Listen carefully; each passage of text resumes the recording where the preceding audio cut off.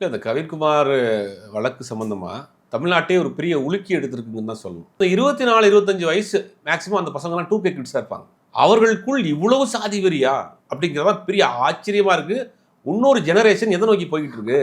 இன்னைக்கு வந்து ஒரு கொலகேஸ் ஆகி இன்னைக்கு உள்ள போய் உட்காந்துருக்கான் அந்த பையன். வாழ்க்கையே வாழ தொடங்கிய ஒரு பையன் இறந்து போயிருக்கிறான். கோல்டு மெடலிஸ்டா இருக்கிறான். அந்த குடும்பத்துக்கு ஒரு பெரிய ரோல் மாடலாக இருந்திருக்கிறான்.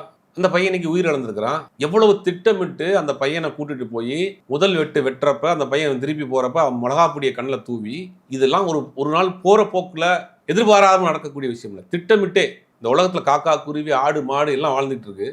ஒரு மனுஷன் 2 பேரும் எங்கேயோ வாழ்ந்துடக்கூடாதா? அப்போ எங்கேயாவது போய் வாழ்ந்துட்டு போட்டுமே. உங்களுக்கு ஏன் 2 குடும்பத்தையும் சமாளிச்சு 2 குடும்பத்தையும் சம்மதிக்க வச்சிரும் 2 பேருமே போராடி இருக்கிறாங்க. அந்த பொண்ணு மேலேயும் தப்பு கிடையாது. 2 பேரும் மனசொத்து தான் விரும்பி இருக்கிறாங்க. யாரையும் ஃபோர்ஸ் பண்ணல. ஃபோர்ஸ் பண்ணால் 1 2 நாளில் முடிஞ்சு போயிருக்குமே இந்த விஷயம். +2 முடிக்கிறப்ப ஒன்றா இருந்துருக்காங்க. காலேஜ் ஜாயின் பண்ணுறப்ப ஒன்றா பேசியிருக்காங்க. காலேஜ் முடிக்கிறதுக்கு ஒன்றா பேசியிருக்காங்க. 2 பேரும் வேலைக்கு போகிறப்ப 2 பேரும் ஒன்றா இருந்துருக்காங்க. எல்லா கட்டத்திலையும் அவங்க ஒன்றா வாழ்ந்துருக்காங்க. உடலால் அவங்க சேராட்டியும் மனதால் கணவன் மனைவியாக வாழ்ந்துருக்காங்க அப்படிங்கிறதான் உண்மை.